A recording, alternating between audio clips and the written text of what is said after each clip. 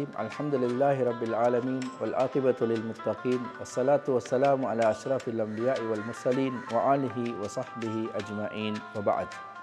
நமது டிவி நேயர்களுக்கு இந்நேர வந்தனங்கள். அஸ்ஸலாமு அலைக்கும் வரஹ்மத்துல்லாஹி வபரகாத்துஹு. வழமை போன்று இன்றைய சஹர் சிந்தனையில் நாம் நபி மொழி ஒன்றை சிந்தனைக்காக எடுத்திருக்கிறோம். அது 3 பிரார்த்தனைகள் இருக்கின்றன.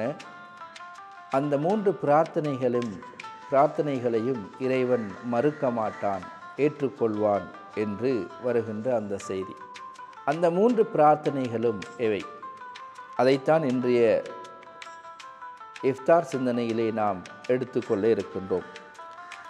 அனஸ் ரலியல்லாஹு அன்ஹு அவர்கள் அறிவிக்கின்றார்கள், நபிகள் நாயகம் ஸல்லல்லாஹு அலைஹி வஸல்லம் அவர்கள் சொன்னார்கள், ஸலாத்து தஅவாத் லா துரத்.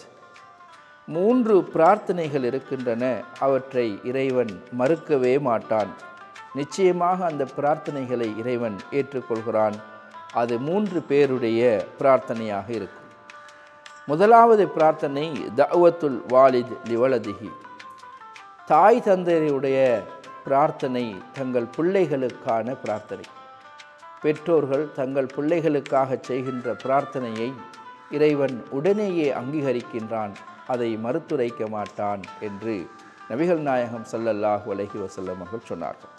அதே போல வதஅவத்து ஸாயிம், ஒரு நோன்பாளியின் பிரார்த்தனையையும் அல்லாஹு தஆலா உடனடியாக அங்கீகரிக்கிறான், ஏற்றுக்கொள்கிறான், மறுத்துரைக்க மாட்டான் என்று ஸல்லல்லாஹு அலைஹி வஸல்லம் அவர்கள் சொன்னார்கள். மூன்றாவது வதஅவத்துல் முசாஃபிர், ஒரு பிரயாணியின் பிரார்த்தனையையும் இறைவன் அங்கீகரிக்கின்றான், உடனடியாக ஏற்றுக்கொள்கிறான், அவற்றுக்கு பதிலளிக்கின்றான் என்று ஸல்லல்லாஹு அலைஹி வஸல்லம் அவர்கள் சொன்னார். எனவே அன்பார்ந்த இஸ்லாமிய நெஞ்சங்களே, 3 பேருடைய பிரார்த்தனை, அது 3 வகையான பிரார்த்தனை. 3 சந்தர்ப்பங்களும் மிக உன்னதமான சந்தர்ப்பம். அது 3 பேருடைய அந்த பிரார்த்தனையும் மிகவும் அல்லாஹுக்கு பிடித்தமான ஏற்றமான பிரார்த்தனையாக இருக்கிறது. முதலாவதாக பெற்றோர்கள், இரண்டாவதாக நோன்பாளி, மூன்றாவதாக பிரயாணி. எனவே இவர்கள் அல்லாஹுக்கு நெருக்கமாக இருக்கின்ற மனிதர்கள்.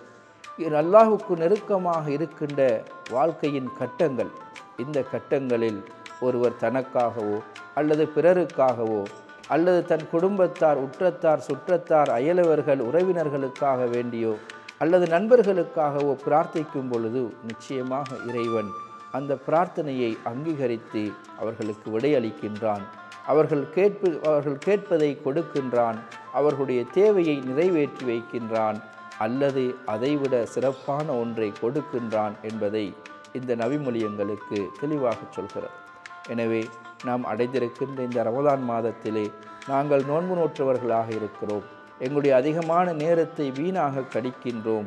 எனவே எங்களுடைய பொன்னான இந்த நேரங்களை அல்லாஹ்விடம் இருகரம் ஏந்தி பிரார்த்திக்கின்ற சந்தர்ப்பங்களாக, நேர காலங்களாக மாற்றிக்கொள்வோம். அது எந்த நிலையில் இருந்தாலும் இறைவனிடம் பிரார்த்தித்து மண்டியிட்டு தௌபா செய்து இஸ்திக்ஃபார் செய்கின்ற மனிதர்களாக மாறுவோம். எங்கள் தேவைகளை இறைவனிடமே கேட்டு அவனிடமே பெற்று இம்மை மறுமை வாழ்வை செழிப்பாக்குவோம். எனவே இந்த பிரார்த்தனைகள், இந்த நேரங்களை வீணடித்து விடாமல் பொன்னான இந்த நேரங்களை நல்ல முறையில் பயன்படுத்தி இறைவனுக்காக எங்கள் கைகளை உயர்த்தி அவரிடமே மன்றாடி எங்கள் தேவைகளை கேட்டு நிறைவு செய்வோம். எனவே இந்த அடிப்படையில் எங்களுடைய இந்த ரமலானையும் நோன்பையும் கழிப்பதற்கு எல்லாம் அல்லாஹ் நல்லருள் பாலிப்பானாக. வஆஹிரு தஅவானா அனில் ஹம்துலில்லாஹி ரப்பில் ஆலமீன். வஸ்ஸலாமு அலைக்கும் வரஹ்மத்துல்லாஹி வபரகாத்துஹு.